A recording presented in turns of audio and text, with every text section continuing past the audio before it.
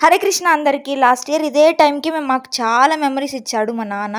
ఎందుకంటే మా సొంత ఊరికి తోడుకొని మాకు వచ్చినప్పటి నుంచి మాకు తెలీదు ఇది సొంత ఊర్లో ఇంతమంది బంధువులున్నారు ఏమి అని. ఎందుకు పిలుచుకొనొచ్చారు అంటే రాముడి గుడి కట్టారనమాట కొత్తది. అక్కడున్న బంధువులు పిలిచినారు. ఇంక అట్లనే గుడి చూసినట్టుంటది. మీకు అందరికి బంధువులు తెలుస్తది కదా అని చెప్పి తోడుకొనొచ్చినాడు. నైటే రిటర్న్ అయిపోవాలా. కానీ ఇంక అక్కడ ఉండే వాళ్ళందరూ ఎప్పుడో కాక ఇప్పుడు వచ్చినారని చెప్పేసి ఉండమంటే ఉన్నాము. ఇంకా నెక్స్ట్ రోజు ఎక్కడికి పోయినామో అవన్నీ నేను 1 ఇయర్ ముందు రికార్డ్ చేసినట్టు నేను అప్పుడు స్నాప్ వ్లాగర్ అనమాట. అవన్నీ మీరు చూసి నవ్వుకుంటారు. బీభత్సంగా చూసేయండి.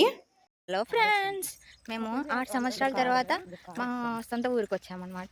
అది కడపలో ఉన్నా కూడా ఇన్ని రోజులు పట్టింది మేము రావడానికి. అదే వెరైటీ.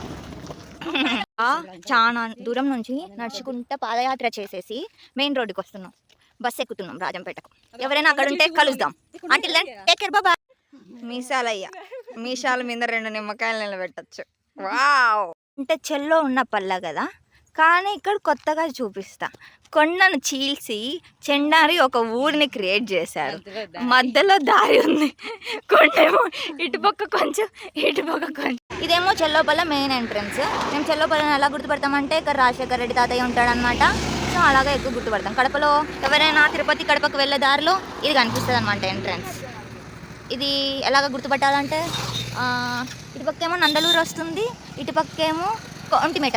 నేను చెల్లోపల్ల నుంచి రాజంపేటకు ట్రావెల్ చేస్తున్నాం బస్సులో. అది కూడా మామూలు బస్సు. నందలు అప్పట్లో స్ట్రీక్స్ కోసం అని చెప్పి స్నాప్ బ్లాగింగే చేసేదాన్ని. దీనికి కంటిన్యూషన్ పైన లింక్ ఇస్తాను, చూసేయండి. అయినా కొండ మీద టెంపుల్ ఉంటది అనమాట. చాలా బాగుంటది చూసే.